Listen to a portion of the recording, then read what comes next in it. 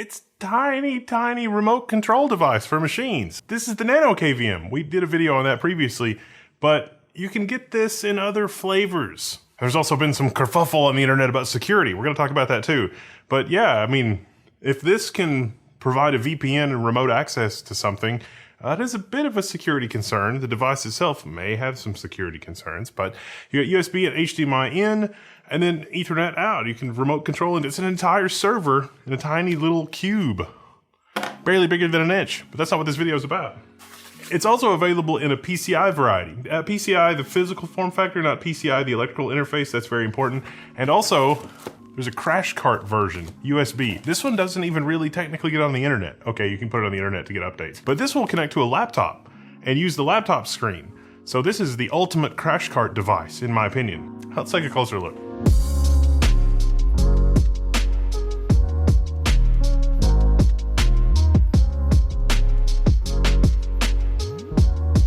Now available in cherry red and frosty blue. Okay, before we get to the PCI version, let's take a look at the Nano USB version, and we'll set that aside. So this is basically the same hardware, just arranged a slightly different way. Cleverly too, I might add. So the Nano KVM USB ships in this attractive package. SiPeed.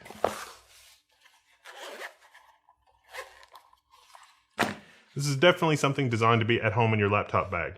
HDMI cable, USB Type-C cable, another USB Type-C cable. This one's for kid only. And then the device.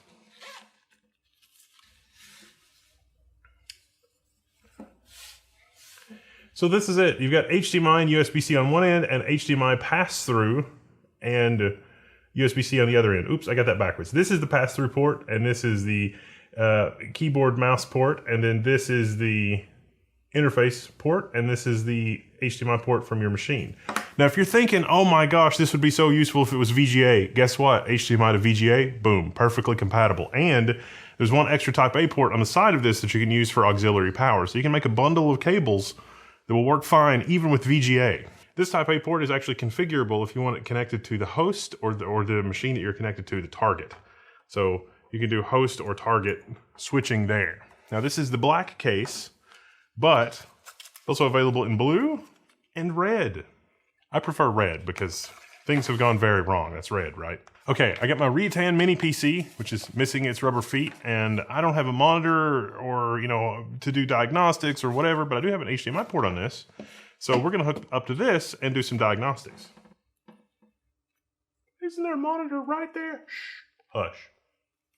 Now this nicer USB-C cable is C to C or C to A. It's got a bundled adapter. How cool is that? Crash cart machine, the laptop, right? I got my Framework 16. Now the magic of this device is that it just shows up as a USB video device and a USB serial device. And so it depends on being able to run a browser-based application to access the camera and access the serial port. Fortunately, Chrome lets you do that. And so this can run offline if you have the web page cached.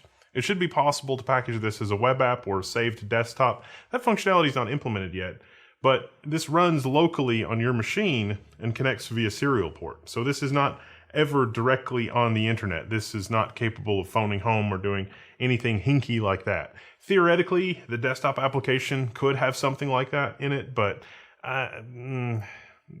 probably not. This also would have to bypass the browser sandbox because it's running in a browser sandbox, and the browser sandbox lets you access video and serial devices. So it's got the layer of Chrome security. I mean, this would run on a Chromebook. The device itself will capture at 1080p 30 FPS, but will pass through 4K 30 FPS. That's very nice. If you watched our other videos, I was using a hardware scaler to do that. This thing basically has that built in. So you could capture, you could use a 4K 30 FPS signal from your target device, but it will pass through the device unimpeded as is.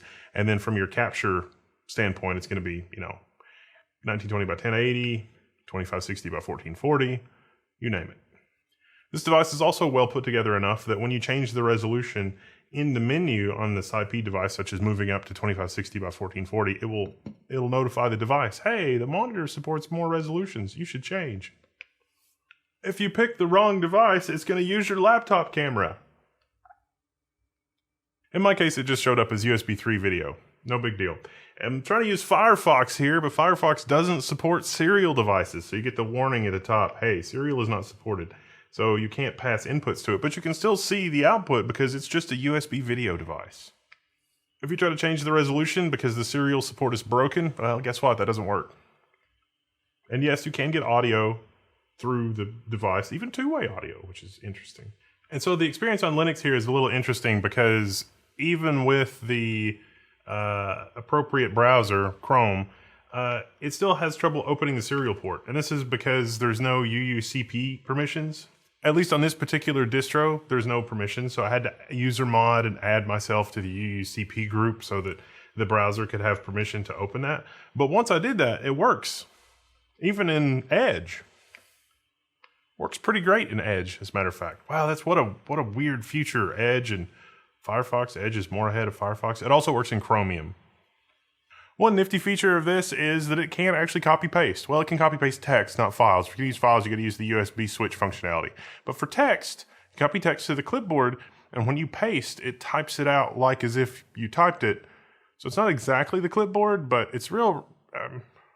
So it's not exactly the clipboard, but it's still really useful. The latency is on the order of 25 milliseconds, give or take. That will vary from laptop to laptop. It's not terrible, it's not great. You're not going to be playing games or anything like that, but latency's pretty good, all things considered. This is an excellent and inexpensive addition to basically anybody's crash cart. I wish that the application, it does support installing the site as an app. Some websites disable that, but I did that here and that works fine. And because of the caching settings that I have, this will work offline, so that's nice. There's really not a lot else to say about this particular device. By itself, it's pretty innocuous and pretty dumb and not a lot of complexity. Oh, if you want to have your crash cart also be able to install an operating system or do something like that, you can plug in a USB stick to the side USB port here. So if you have operating system ISOs or something like that, you can use it on a USB stick in the side port with the switch set appropriately to go to the target side of things. If you find that something is not right or whatever, you can switch to host mode and then the USB drive will show up on the host computer, in this case my Framework laptop, and then you'll be able to access the files on the USB stick, manipulate the ISO, whatever you need to do, or you can just pull the USB stick and shove it directly into the laptop. That's also an option. If you need to boot off of a USB stick for Ventoy or anything like that, you could do that. Now let's talk about the Nano KVM PCI. So this is what you get in the Nano KVM PCI. Lots of hookup cables. And this little thing. You got a Kioxia 32 gig micro SD card. You got this little breakout thing, a tiny OLED screen, your USB HID ports, HDMI, your network port, and a wireless antenna. In the accessory bag, you've got the actual wireless antenna, a tiny Phillips screwdriver, a half-height bracket if you need to install this in a system that only has room for a half-height, and then your accessory and hookup cables. Now, your front panel connections will hook up here, and that's perfectly fine. This is basically an entirely standalone computer that lives inside your other computer. It does have some gold fingers on the PCIe side, but really this is just for power. It doesn't actually do anything with PCIe. This computer is a computer to manage your other computer, to get into BIOS, turn it on.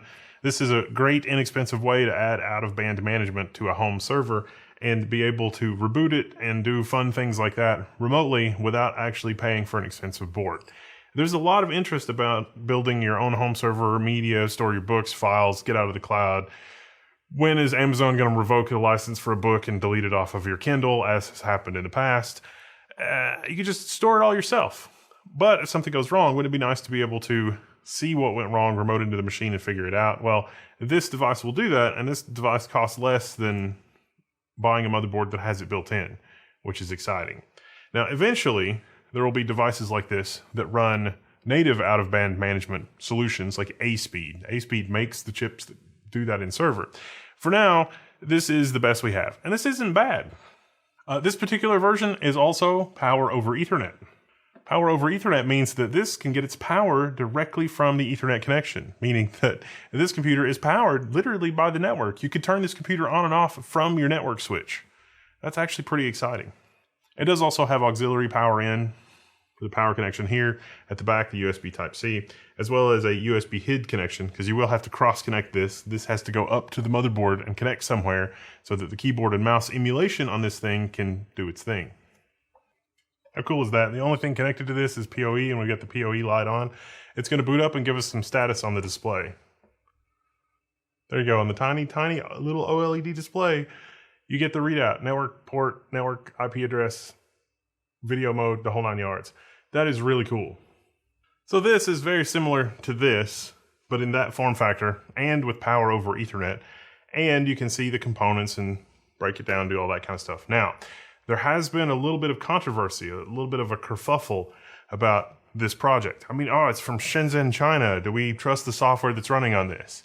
I've looked at it, and it looks like it has a reasonable balance of functionality and security. That may change because it can be updated remotely and everything like that. But it's very, very open on GitHub, as open as it can be, I think. There are, well, it's more open than even that statement implies. Because it's RISC-V, you can add your own instructions to it. There are undocumented instructions in the hardware, but in terms of the software image right now today in 2025 is doing nothing untoward. There is an issue for this on the GitHub website, and the GitHub website is Microsoft and where the code is and that sort of thing. And in this, the team and the author behind this sort of goes into why they made some of the choices that they made. And they've also been rolling out security updates. And for example, the way that they do password hashing was not as secure as it could be. Nothing inherently bad with it. Nothing like certainly what I've seen on other devices. Like check out some of my old videos on like what I discovered in the Hikvision bootloader and older cameras. That was not great. But this doesn't seem to have anything like that right now today in 2025. And there have been security improvements like the password hashing thing that I'm talking about, which is also tracked in the open on GitHub. So this is a hobby project. It is super handy and it is really amazing. I'm also given to understand that these things may become a little bit of a headache for enterprises. The whole shadow IT thing, you can pop one of these on a network and be able to remote into stuff because, hey, it can run Tailscale. This thing runs Tailscale. Some people have been overly paranoid and said, oh my gosh, I see this thing reaching out to an Amazon EC2 instance. Tailscale. It's Tailscale phoning home. Tailscale is amazing. Tailscale in and of itself is nothing inherently dangerous, but if you're not allowed to deploy one of these behind a corporate firewall and you deploy one of these and Tailscale builds a VPN, you're violating company IT policy and that's not great. And if you're up to no good with one of these, then that can be a real headache for enterprises. I think it might be fun to add some stuff to the hardware or to the software to make it easier for administrators to be able to detect these because most criminals are idiots. So when you boot one of these up, sending a broadcast or sending something to a router or some kind of a sign to be like, hey, there's a remote access device on your network, that would probably be a good thing to do. There are also competing devices. You can check out Jet KVM, which is another device that we looked at, which has a very similar feature set. And I think right now in 2025, more polish, but it also costs more. And the feature set here is a little unique. Like this PCI device is pretty well put together. And the USB thing, this is now going to be a standard part of my crash and recovery cart. This is going into my laptop bag. And because this doesn't really get on the internet, the risks are pretty limited. I mean, I guess that you could have something untoward in the browser-based application, but you're also dealing with browser sandboxing, so it's even another layer of isolation. And when it's not, you're not doing something with it, it's also not running. Unlike this, which is always on your network doing something. So this is really solid hardware. It's really exciting. And that it's open means that we can take it and run with it and do stuff with it from now until time immemorial, which is really exciting. So if this tickles your fancy and you're into this kind of hobby project stuff, check it out. Check out the GitHub. If you're a little worried about it, I'm not super worried about it. It's something to keep an eye on. But right now, today in 2025, I don't see anything untoward. But, that might change in the future. Probably not, though. I'm Whittle. This is Level 1. This is cool stuff. Signing out. You can find me in the Level 1 forum.